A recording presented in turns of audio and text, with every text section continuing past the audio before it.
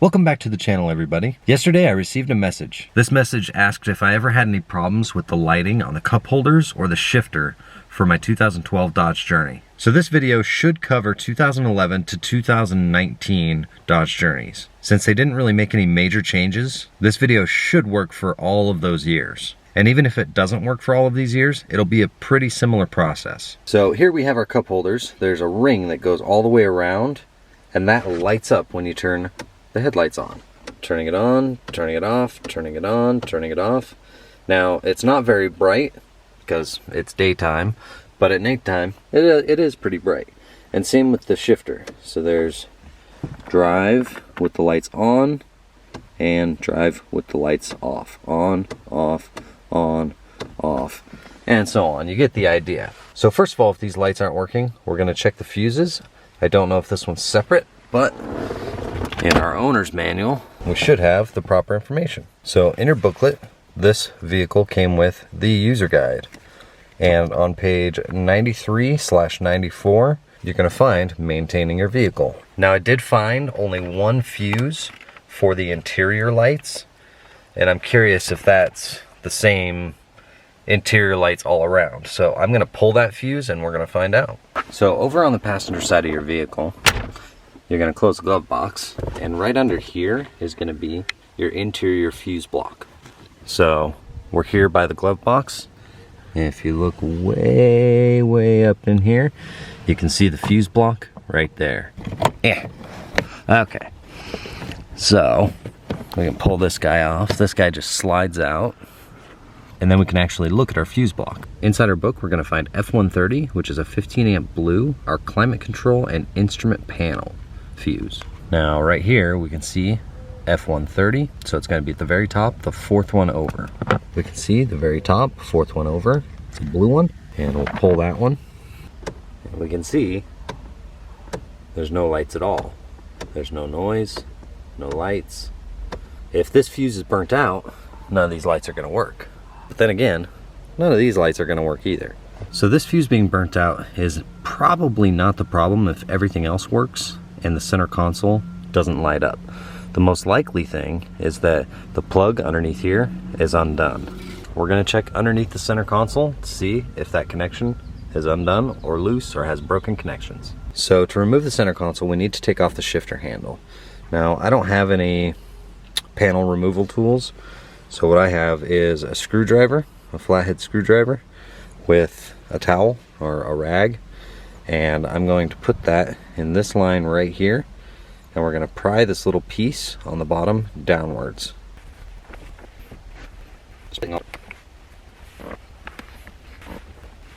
Now a panel removal tool is going to be the best for this. And then that's going to pull down like that. With the top part, since this holds it in, you should be able to just pull this off. There we go. That pulled right off. As you can see, the Dodge Journey doesn't have the best quality stuff. So this little piece from the bottom part actually broke off inside of there. So it's not as secure as it once was. But now that we have the shifter off, we can pull the center console off. For this part, you're going to open up your center console, and hopefully you're going to have a pry tool, and we're going to pop these two rails off. And what that's going to do is it's going to release the clips that are in there, and we're going to be able to pull this whole piece as one up and out. Another tip is going to be putting it into neutral. So we have our parking brake on. We have our vehicle in run position, not running. Brake on, and putting it into neutral, and turning it off. But we can't turn it off because we're in neutral.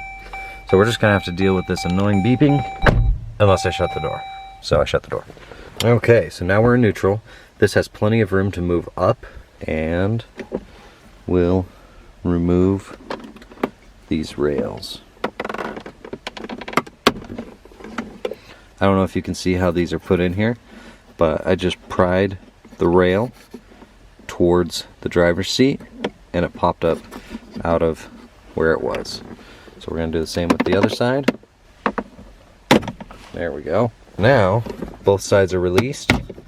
There's still a few clips holding it in, and we're going to lift up. It's going to come up out of the shifter, and we're going to slide it backwards. And you can see in here, these are the two plugs for the cup holder and the shifter. So I didn't realize that these were two different plugs. And if that's the case, there might be a bigger problem that I don't know about. This is the lighting for the cup holders. Cup holders are right here. This is the plug for that lighting, and this is the plug for the Prindle switch. If you don't know what a Prindle switch is park, reverse, neutral, drive, low. Prindle. PRNDL. Now they do go into the same wiring harness right here, so there could be a break in the wiring harness. Since I don't have the service information available to me at the moment, I don't know. But this is one place I would check for that. Even though they're LEDs, these lights, they might just be out. So now we got to put it all back together. You just line up towards the front of the vehicle, slide it forward, and then we line up our shifter right here, and it's going to slide downwards into its spot. There's clips here, there's clips here, and there's clips all along the side. And we just push down.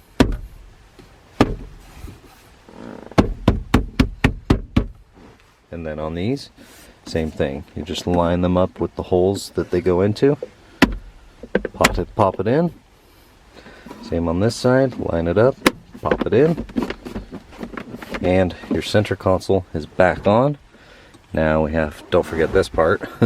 Got to put this little guy on. And then our shifter knob. And that just presses on. Just like that.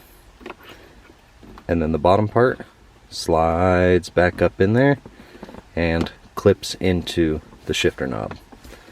We can put it back in park, turn the vehicle off, release the parking brake. I hope this video was informational. I hope it helped somebody. I know that not having interior lights sometimes is a pain in the butt. I personally love having these lights on, but there's people that I know that they open their car door and these lights don't turn on. How do you get anything done? How do you get into your vehicle? I mean, it should be second nature to be able to get in and out of your vehicle without having to see everything, but with me, I have so many different cars that it's difficult for me to remember where the door handles are, you know, and all that.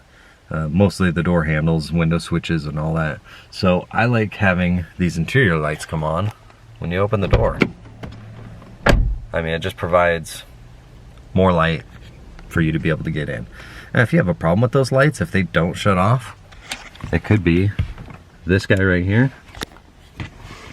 This has a little click to it. So that's full on. Interior lights are on. Click it once down. That's full illumination on your instrument panel. And the lights are off. And they open when the door is opened. Or you can turn it all the way off. And they don't turn on when the door is open. But me, I like it on, high illumination. That way I can see getting in and out of my car. So again, I hope this video helped. We have a ton of new subscribers. I want to thank all the new subscribers and all the old subscribers as well. I hope all of my videos can be informational. I hope all of them can help you out. And I hope at least one of them can help you repair your vehicle for not very much money. I'm in the business of saving as much money as possible. I heard a person say this once. It's a quote that I'll always remember. I'm not cheap, I'm frugal. And that's exactly why I make these videos for you. So thank you for watching, and I'll see you in the next one.